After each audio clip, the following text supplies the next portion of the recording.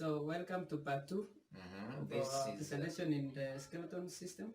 yes. So we were talking about the appendicular skeleton. We are talking about the two parts of endoskeleton. That is the actual skeleton and the appendicular skeleton. Yeah. This part 2 is specifically meant for the appendicular skeleton. Yeah. So your presenters are myself, Kisang, And Hilary Mutai. Good. Yeah. Let's start. So we started by saying that appendicular skeleton is basically the fore and the hind limbs. Exactly. Fore limbs and the hind limbs. So from the diagram which you can see, we can see the ones colored. Let me load the pointer. So the one colored green, these ones. Yes. And as you can see from this side, we have the that is shoulder, our appendicular skeleton. Huh? Yeah, the shoulder girdle, which we are referring also to as the pectoral girdle. Okay, let me load it. Yes, the pectoral girdle, labeled as shoulder girdle, no problem. Yeah. And then now having the upper arms or upper limbs and the lower limbs. And then on the lower side here, lower side this area, Okay. we have the pelvic girdle. We use the pen. So you say that the arms. Yes. And then we have the limbs, the hind limbs. So the forelimbs, the hind limbs. And then we have this the pelvic girdle. Exactly. Yeah, holds the pelvis. Yes. Pelvic region. Supports the entire weight of the vertebral column. Yeah. So basically that's what we are going to discuss. That is our discussion for today. Yeah. So if you allow me to jump to the shoulder girdle, maybe you can say something about the shoulder girdle. Exactly. So the shoulder or pectoral girdle comprises 3 main bones. Yeah. The first one is known as the scapula. Yes. Another one is known as the coracoid and the clavicle. Nice. As you can see, we have a scapula there. Show them the clavicle. Let them see the clavicle. The clavicle is the clavicle. Yes, or what you also refer to as collarbone. Yeah, the collarbone. I think it should be... Yes, somewhere around here. For people who are so much, malnourished. Yes. can be seen. Can be easily seen, like ourselves. So, like myself. Okay. So we have the pectoral girdle, all of that area that brings about the upper part of the appendage. Yeah. Another very important thing, we are talking about the scapula being fused together with the coracoid, coracoid process. Yeah. All of this now forms the attachment of our next bone that comes there. Yeah. Check if you have humerus. The humerus. Yes, show them the humerus. Okay, so here we have the humerus. Exactly. And actually, we also know it's also known as the arm. The arm. Yes. This one. And from that, proceeding forward, you have the radius and ulna. Now, the radius is the one on the thumb, the one holding the thumb.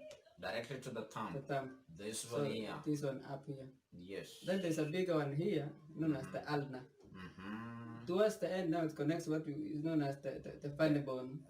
Or the olecranon. Olecranon. If someone hits you, yeah. Olecranon. Yeah. And just to mention for the students is that the radius, the radius has a depression. It has a cavity known as clinoid, where the humerus fits into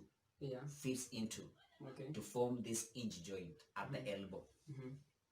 Again, the humerus has got a ball and socket joint. So the head of the humerus fits into the glenoid cavity of the scapula to form a shoulder joint. We'll talk about So appendicular skeleton, we've done looking at the pelvic girdle. We've also looked at the humerus, ulna and radius. The last part of it is we have the bones of the hand. Bones of the hands are which one?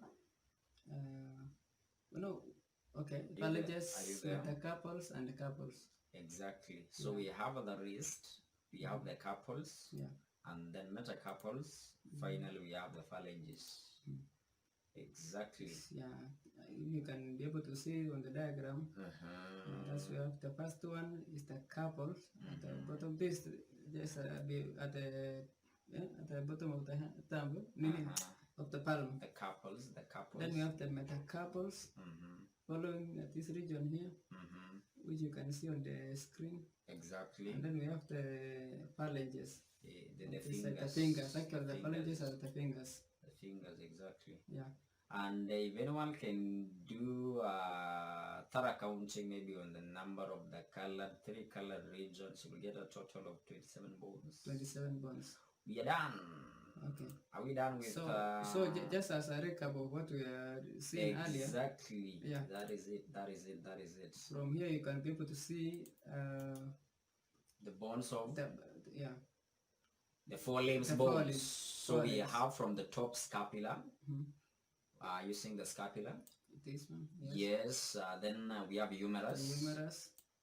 And then we have the radius. Which is the one with the thumb. Exactly. On the thumb. Then we have the lower side. We have the ulna. Then the carpals, metacarpals, and phalanges. Yeah. We are done like that. So that's it. And then now we done proceed. Like that. So this is the lower limb. Yes. Or the hind limb. The hind limb. Yeah.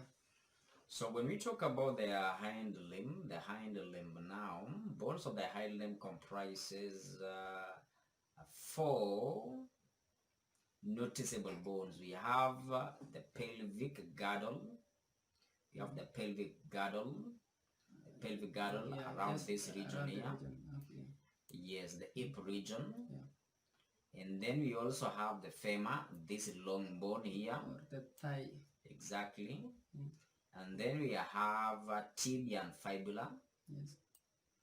And then lastly, we talk about bones of the foot. Then lastly, we talk about bones of the foot, these ones here. Yeah. So if you allow me to take you the bones of the feet. So you have the tarsal. The tarsals. The tarsals. From the ankle. Have we looked at the scapula and all that first? Yes.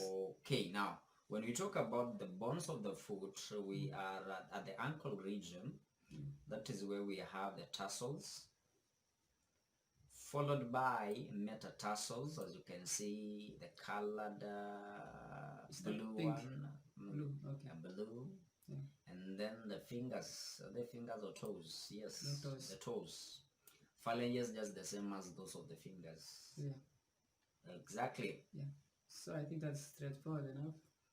So if we just recap again on the hind limb, from the upper region we have the pelvis. Actually, pelvis, if we are going to check on the next presentation, which would be covering the type of joints. So this is where we get the ball and socket joint. Ball and socket joint. Between the pelvis and the femur. Exactly. That is around the hip region. So this bone here is the femur. We have the patella. The patella, which is found in the knee. Actually, that's the knee. It encloses that joint, the hinge joint at the knee.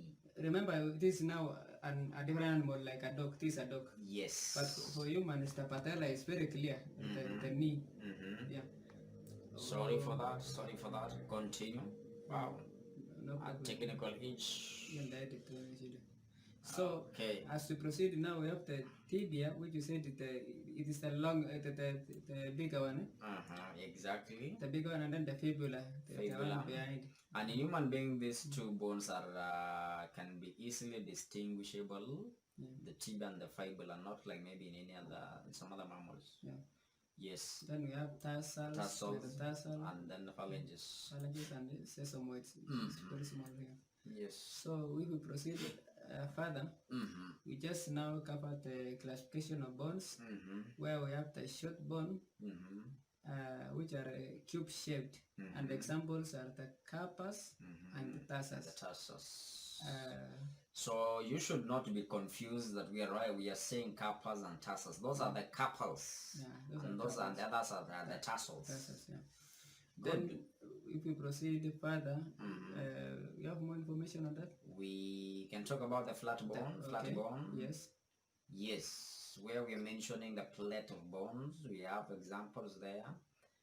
Scapula, the rib, and the skull. Yeah, they are flat bones. Yeah, if you can remember, we said the scapula is found just behind your. Yes, it's a flat bone. Yeah, flat bone. Just behind your back. Somewhere here. Of your hand. Here. It's a bit flat and elongated. A triangular shaped, anyway. The rib also is a bit flat. And the skull is also flat. We proceed further. We also have the irregular ones. Irregular bones. Yeah. So this is the opposite of the flat ones. Yes. This is now irregular. Their shapes is a bit complex. Exactly. And the example is the vertebra. We have examples of vertebra. These are the bones that we had explained earlier when we were talking about the actual skeleton. Yeah. Then we have the sesamoid. This is a small seed-shaped bone. Example is the proximal and the distal sesamoid of the patella. Of the patella, if you remember, the patella it is found in the knee. The knee, the one that's covering the knee joint. The knee joint. And then we also have the long bones. The long bones, the longer, the wider. We have examples of femur, tibia, and the humerus. Maybe you can say something about the long bones, where we normally talk about the red blood cells. Yes, the formation of red blood cells occurs in the bone marrow of the long bones. You have the femur, the tibia, and the humerus. They have that material that hide in the manufacture of red blood cells. Also, maybe you can also add that the long bones have another important function, where apart from support, it also functions. It has a very important function in movement. Movement, like because now these are there, they are found in the limbs, forelimbs and hind limbs. So it forms sites for attachment of skeletal muscles that contracts and relax to bring about movement. So and maybe now when we talk about bones, at times accidents can cause fractures, and there are several categories of fractures. Just to mention a few, the major categories we have simple, where the bone does not break the skin. Just break. Maybe we have a photograph of the same exactly. We shall give photos of that later on. But for explanation, we've talked about the major categories. We've mentioned that we have the simple. Simple what? Simple for fractures in bones. Yes, those are the ones that do not break the skin. We also have a compound, another category, bones that break through the skin and they become much more serious. This can cause even, apart from internal injury, I mean internal bleeding. Yes. It will be fractured, it will go through the skin so that it will bleed externally as well.